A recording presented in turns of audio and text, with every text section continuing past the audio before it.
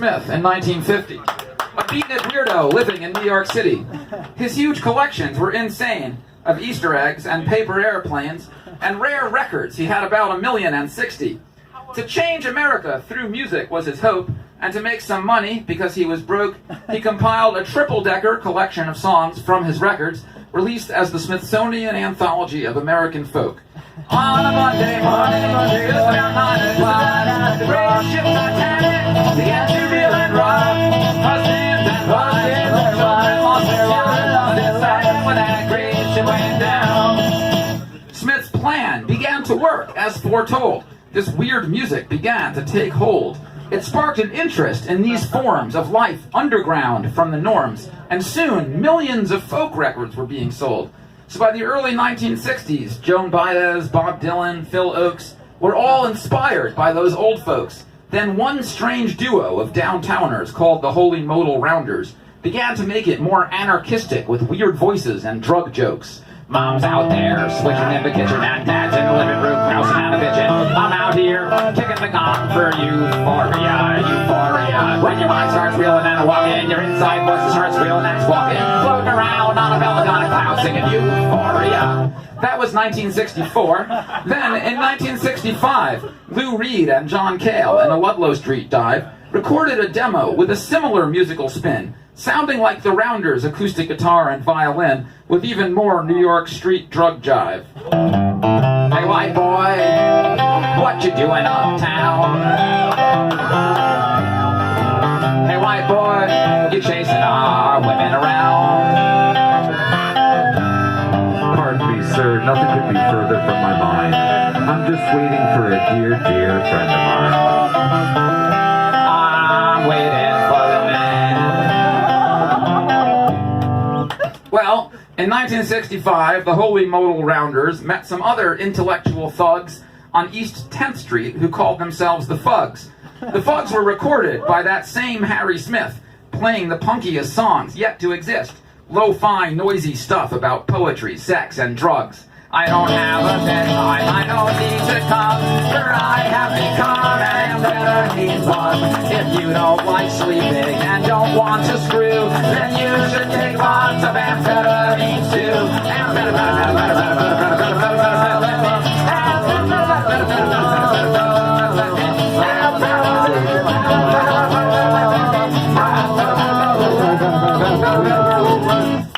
Harry Smith recorded 2 Fug sessions, including Tuli Kupferberg's great song, Nothing.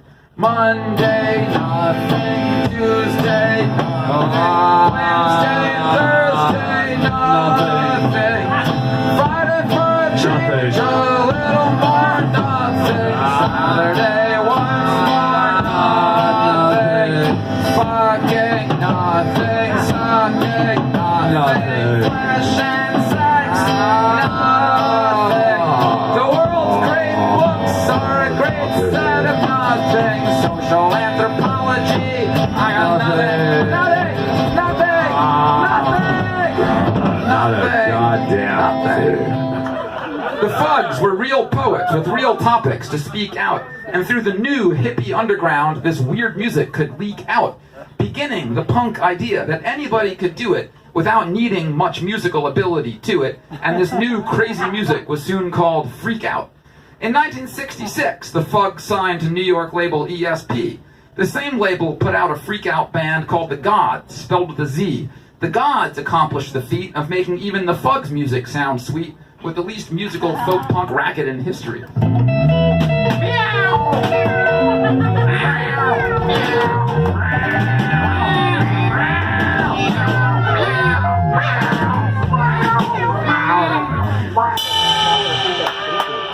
It really sounded exactly like that. Far from the West Coast hippie scene, New York's underground music was far from mainstream. It was intellectual, but noisy and hectic. And then the Velvet Underground went electric and made folk punk more beautiful and more extreme. I'm waiting for my man. Got $26 in my hand. Up to Lexington, 125. Go 6 and 30.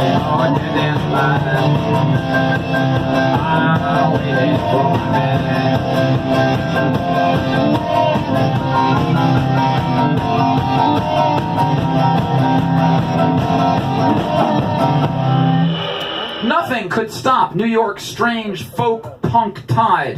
In 1968 came David Peel and the Lower East Side. They recorded an album in the street, screaming and sloppy. Danny Fields signed them to Elektra Records, and it sold a lot of copies, with songs like I Like Marijuana and Up Against the Wall, Motherfucker inside. A mother, where is my father? Where is my brother? They're at war. They're at war. You made them join the dirty U.S. Army. You sold them all a filthy white lie. You gave them all the bullshit and baloney. And now my brother and my father are gonna have to die. And the Stooges were a freak-out band in Detroit, but folks ignored them until that same Danny Fields brought them to New York and had John Cale from the Velvets record them.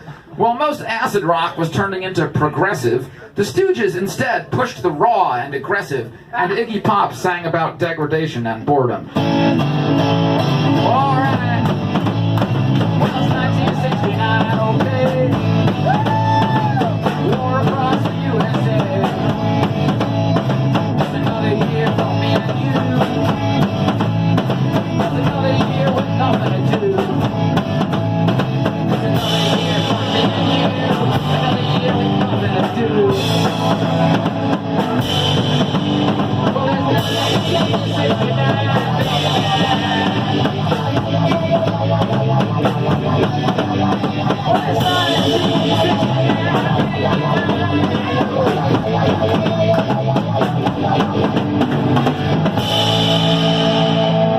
Well, in 1970, David Peel's second album came with some amazing songs and some a little lame.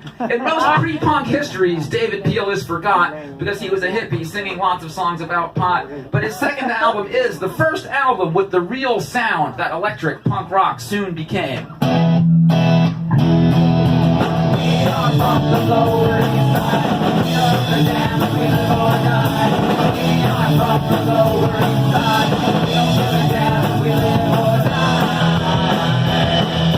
And even though this was something the Clash a few years later would do, David Peel mixed punk with reggae on the great song I Want to Kill You. 1, 2, 3, 4. All the people of the future generation. You call the people and a life of demonstration. You call the people and a world of aggravation. We got to change the world before annihilation. Gonna get a rifle and I'm gonna get it done. I am out to kill you and go have a little fun. I am out to murder you and going to attack. I am out to kill you, you're the one who got my back.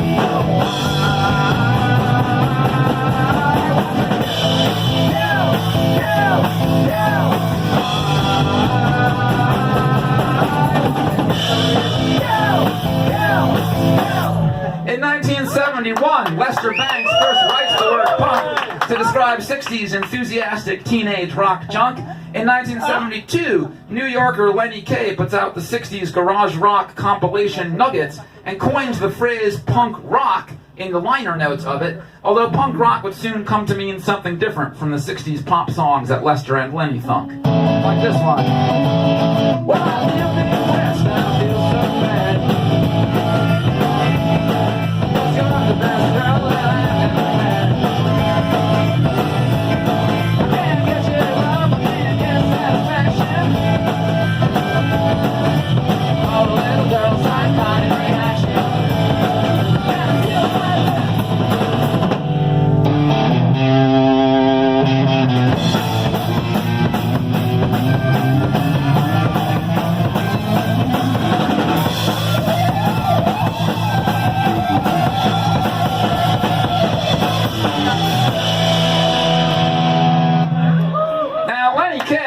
was also a guitarist, and he began playing music with an East Side poet named Patti Smith, who would use it to mix her wild poetry with simple rock stuff like the Fugs in a way, but less rough.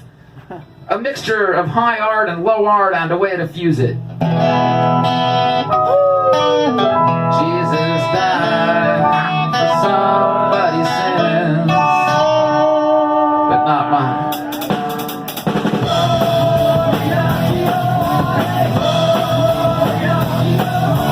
Oh, 1972, 73 is around when the New York Dolls start mixing trash and drag fashion with the rock and roll heart.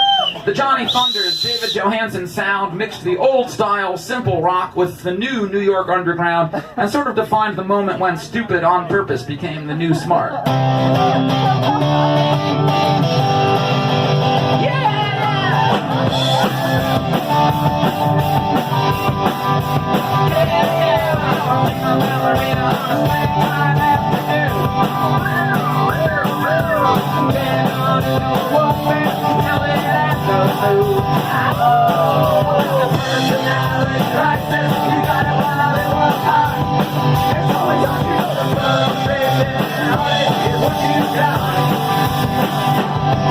And the Lower East Side of New York began punk fashion as well, with spiked hair and ripped clothes worn by the poet Richard Hell. Hell was in television, and the Neon Boys, and the Heartbreakers, and the Voidoids, and he wrote the song that gave the new 70s punk generation its first anthem yell. I